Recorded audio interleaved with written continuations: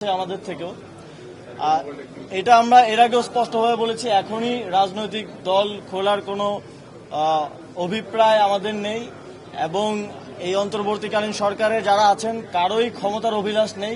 আপনারা জানেন সবারই যার যার পেশাগত জীবন আছে। শ্রম ও কর্মসংস্থান মন্ত্রণালয়ের উপদেষ্টা আসিফ মাহমুদ সজীব ভুঁইয়া বলেছেন, বৈষম্য বিরোধী ছাত্র আন্দোলনের পক্ষ থেকে রাজনৈতিক দল গঠনের বিষয়টি নিতান্তই গুজব। মঙ্গলবার দুপুরে রাজশাহীতে জাতীয় পেশাগত স্বাস্থ্য ও নিরাপত্তা বিষয়ক গবেষণা এবং প্রশিক্ষণ ইনস্টিটিউটের উদ্বোধনের পর সাংবাদিকদের এক প্রশ্নের জবাবে তিনি এই মন্তব্য করেন। আমাদের থেকেও এটা আমরা এর আগেও স্পষ্টভাবে বলেছি, এখনই রাজনৈতিক দল খোলার কোনো অভিপ্রায় আমাদের নেই। আসিফ মাহমুদ বলেন, রাজনৈতিক দলের বিষয়ে যে রিউমার বা কথাবার্তা শোনা যাচ্ছে অনেকেই শুনতে চাচ্ছে আমাদের থেকে। এটা আমরা এর আগেও স্পষ্টভাবে বলেছি, এখনই কোনো রাজনৈতিক দল খোলার কোনো অভিপ্রায় আমাদের নেই।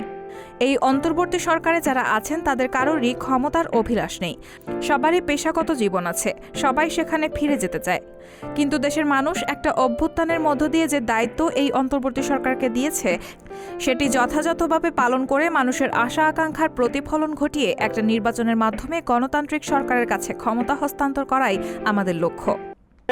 মানুষের সেই আশা আকাঙ্ক্ষার প্রতিফলন ঘটিয়ে একটি নির্বাচনের মাধ্যমে একটি গণতান্ত্রিক সরকারের হাতে ক্ষমতা হস্তান্তর করাই আমাদের লক্ষ্য। আসিফ মাহমুদ আরও বলেন, যে সংস্কারের কথা আমরা বলছি সেটি ছিল এক দফারই অংশ।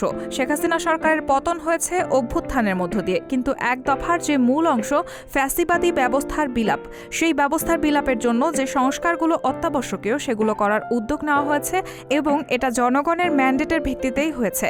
জনগণ নির্বাচনের জন্য কিংবা ক্ষমতা পালাবদলের জন্য অভ্যুত্থানের জন্য আসেনি। যদি আসতো সেটা 7 জানুয়ারি নির্বাচনের আগেই আসতো বলে আমি মনে করি। এই অভ্যুত্থান হয়েছে স্পষ্টভাবেই ফ্যাসিবাদী ব্যবস্থার বিলাপের জন্য। তো নির্বাচনের জন্য কিংবা ক্ষমতার পালাবদলের জন্য অভ্যুত্থানে আসেনি। যদি আসতো সেটা 7 জানুয়ারির নির্বাচনের আগেই আসতো বলে আমি মনে করি। সংস্কারের প্রয়োজনীয়তা তুলে ধরে অন্তর্বর্তীকালীন সরকারের এই উপদেষ্টা বলেন, আমরা যদি যে ব্যবস্থা বিদ্যমান আছে এটা সংস্কার করে দিয়ে না যেতে পারি তাহলে আমরা মনে করি সরকারই ক্ষমতায় আসুক। যে কোনো রাজনৈতিক সরকার এই অটোক্রেটিক একটা সিস্টেমের মধ্যে সে নিজেও অটোক্রেটিক হয়ে উঠতে বাধ্য হবে। সে কারণে আমরা মনে করি এই সংস্কার অত্যাবশ্যকীয়। অভ্যুত্থানের মধ্য দিয়ে যে দায়িত্বটাই অন্তর্বর্তীকালীন সরকারকে দিয়েছে সেটি যথাযথভাবে পালন করে মানুষের সেই আশা আকাঙ্ক্ষার প্রতিফলন ঘটিয়ে একটি নির্বাচনের মাধ্যমে একটি গণতান্ত্রিক সরকারের হাতে ক্ষমতা হস্তান্তর করাই আমাদের লক্ষ্য। দেশের জনগণ যেভাবে দেশকে গড়তে চাইবে, দেশ পুনর্গঠনের যে প্রস্তাবনা দেশের মানুষের মধ্য থেকে উঠে আসবে সেটার বাস্তবায়ন করাটাই আমাদের দায়িত্ব হবে।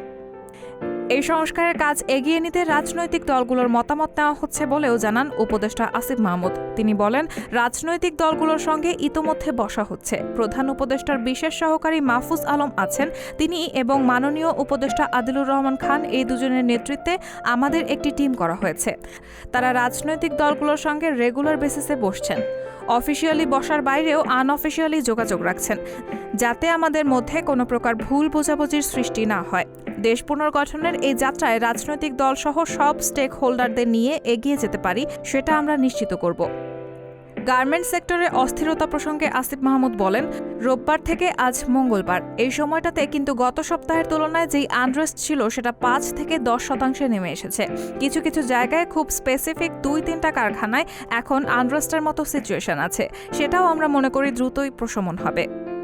আজকে সোমবার, আজকে মঙ্গলবার, এই সময়টাতে কিন্তু গত সপ্তাহের তুলনায় যে আনরেস্ট ছিল সেটা আমি বলবো যে 5 to 10% নেমে এসেছে এবং কিছু কিছু জায়গায় খুব স্পেসিফিক 2-3টা কারখানায় এখন আনরেস্টের মতো সিচুয়েশন আছে।